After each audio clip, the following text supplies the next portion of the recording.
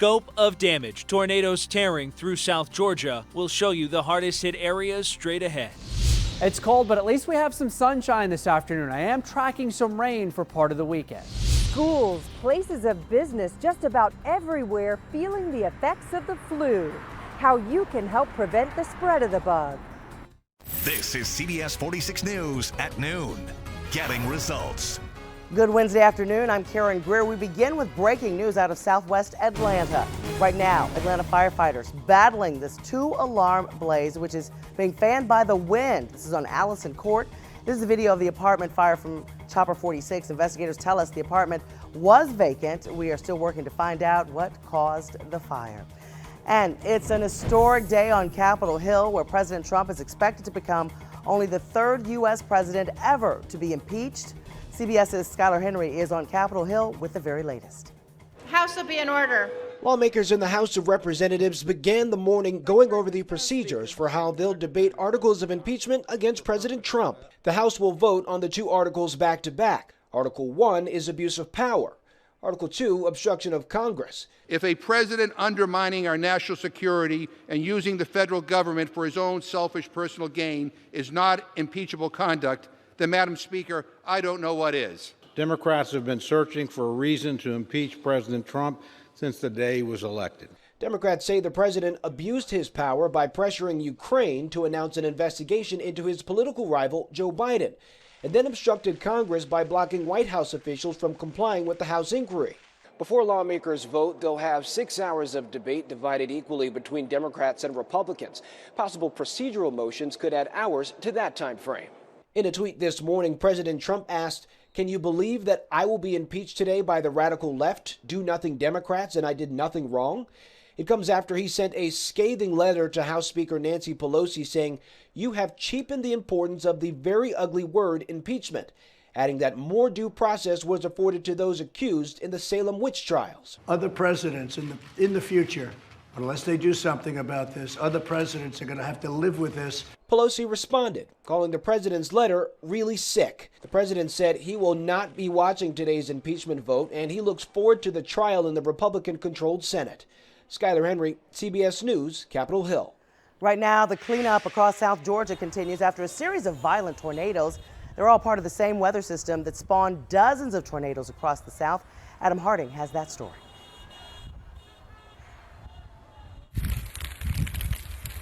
Today, a look at the stunning damage across South Georgia. The National Weather Service showing us this video of a possible tornado in Irwin County.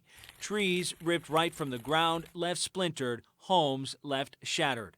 4 counties now beginning the cleanup. The town of Mystic hit hard. This building torn in half. Somehow only the books were left standing.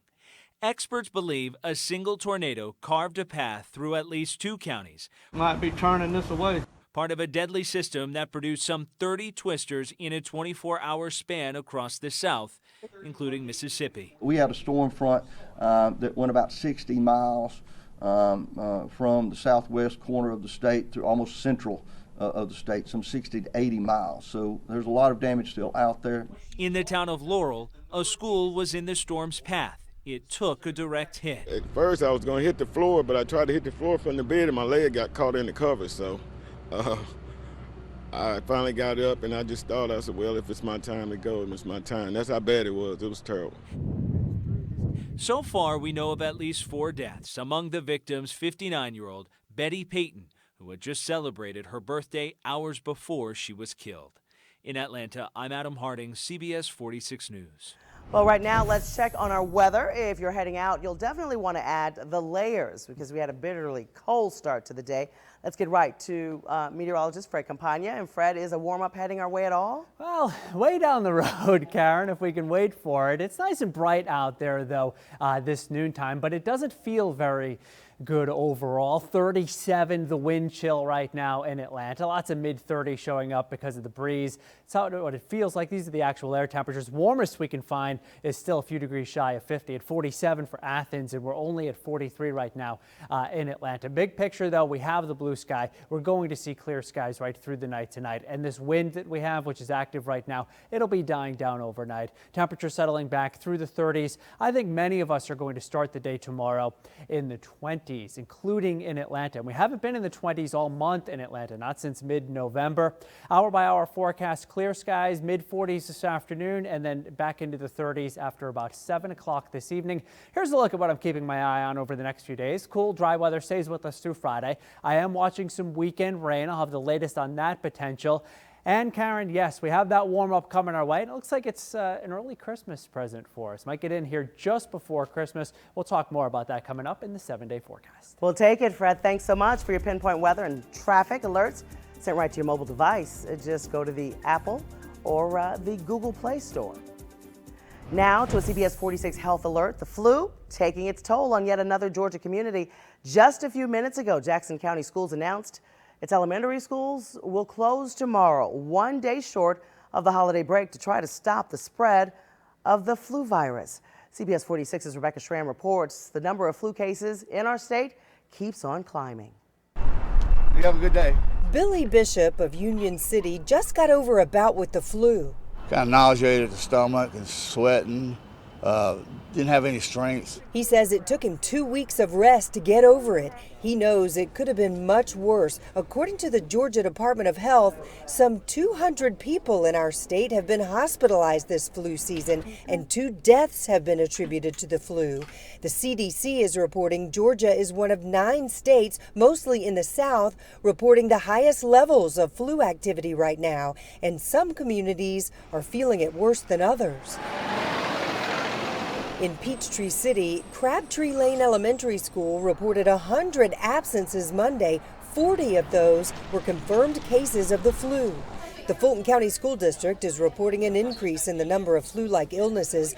Gwinnett County is reporting a spike in absences, although schools there don't report specifics. You can bet, though, just about every school is seeing some level of flu activity. Doctors say one way to help stop the spread of the flu is to stop using your fingertips so often to touch everything. For example, at an ATM, you can use your knuckles to punch in your information. As for Billy Bishop, here's his advice. Just stay at home till it runs its course. Rebecca Schramm, CBS 46 News. All right, Rebecca, thank you so much. And now we have a CBS 46 crime alert. This is in Atlanta. Take a good look at this burglary suspect surveillance video showing the suspect tossing a brick into the Slice restaurant. This is on Poplar Street. And once inside, he grabs the cash register, but then drops it once he realizes there's no cash inside. If you know who this is, call police. In Cobb County, the city of Marietta says its payment system was the target of a security breach. The company behind Click2Gov says no Marietta customer transactions were compromised, but they're warning people out of an abundance of caution. They say anyone who made payments to that city system between August 26th and October 26th might have had their credit card information compromised. City officials say the internal city network was not affected. Well, Hartsfield-Jackson Atlanta International Airport will be smoke-free starting next month. The airport has now designated new smoking areas outdoors only. So if you're caught lighting up inside any of the terminals, you'll be fined $100 the first time, $200 every time after that. A consumer alert now. Get ready to shell out more if you're a Georgia Power customer. The state regulators approved the company's request to raise your rates. Starting next year, the average customer will see bills go up by about $5 or $6 a month, but that adds up to about $71 a year. Rates will continue increasing the following year in 2021 and 2022. The company says it's needed to invest in reliability and fund storm restoration accounts. Well, we're going to make some Clayton County students really happy today. I'm sure we already have with our CBS 46 Books to Kids program. Some very deserving elementary school students are actually getting 5 books apiece, and we're surprising them. They're all from Harper Elementary.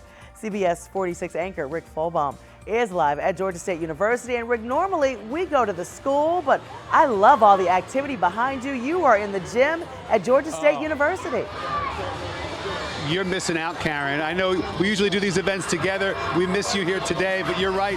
This is extra special because instead of going to a school, we had the school come to us. We're here at Georgia State University watching a great basketball matchup between the Lady Panthers from Georgia State and the team that's here from the University of Maryland. And you mentioned Clayton County. and Harper Elementary School. Those are the kids who are getting the books today. Their principal is Tangela Benjamin, who's joining us here live. What a great group of kids you have, and the teachers are so nice. What does it mean to be a part of this program today? It is absolutely amazing. It's a dream come true for so many of my children in terms of having the opportunity to receive books and texts in hand that they can work with over the holiday season. Now we're getting ready to have a little break from school, yes, which I'm sure the kids and your teachers are very excited about, a little time off, but that doesn't mean you can totally turn your brain off, and these books would be a good thing to read. Absolutely. One of the things that we provide our kids with, we call them a study packet, and so the books that they receive today can be a part of it. One of our expectations is that our kids read 30 minutes a day, so these books will help them to continue to honor that expectation and log their reading. Well, we are so glad to partner with you and to meet all of your great kids. Thank you, Miss Benjamin. You know, this is our 13th one, Karen. We've given away almost 50,000 books. That's thanks to CBS 46 and our sponsors and partners without whom we would not be able to do this. We got a great basketball game. We got kids getting books. This is a fun time, Karen. You got to come on down. I love this, and the kids get to be on a college campus. How awesome is that? Makes them look forward to what they can accomplish. Thank you so much, Rick. See you in a little bit. And you mentioned our sponsors. Books to Kids is possible because of all of our wonderful, wonderful sponsors. And here they are, the Georgia Department of Education, Page Turners, Make Great Learners, Georgia State University, Ken Nugent, Attorneys at Law, Two Men in a Truck, get those books over there, McDonald's, Troncalli Subaru, and Subaru of Kennesaw. Now, CBS 46 Pinpoint Weather, certified Atlanta's most accurate forecast. It was fun, raucous crowd there. Looks like a lot of fun. Nice to be inside on a day like this, too, as the temperature is in the 40s, but it feels like the 30s. It's a pretty looking day, but it's only 43, and it feels like 37. The northerly wind still 12 miles per hour, so when it gets into the 40s, the wind chill doesn't have as much of a bite as it did earlier today. The wind was in the same range earlier this morning with the temperature at 31, but it felt more like 21 degrees. So the colder the air gets, the more of a wind chill you have. And right now it feels like 34 for Carrollton, 36 for Canton, where the temperature is above 40 in both spots. 40 for Carrollton, 41 for Canton, 43 right now for Rome. Athens, you're in the mid 40s. We have this clear sky. We'll enjoy it today. We'll enjoy it tomorrow. We'll start to see some clouds drift in during the day on Friday. So let's go hour by hour through the next few days here.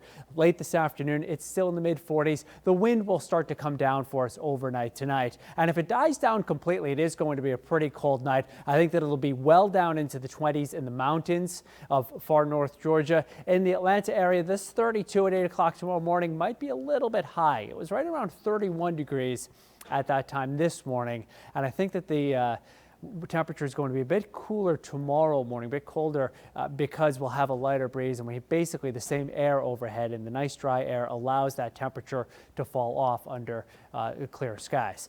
Tomorrow afternoon, though, it's around 50, and with a light breeze, it won't feel as bad out there tomorrow. So we're heading in the right direction if you don't like the cold weather. On Friday morning, low to mid 30s. Friday afternoon, clouds will start to gather. You'll see that here. So we're mostly cloudy. We're also watching some rain develop down in the Gulf of Mexico as a storm gets organized. Now, this one's going to make a run at us. It's still uncertain how far north it gets and whether we get into some rain in Atlanta. Right now, I'm thinking that we will on Sunday, and it might linger into Monday.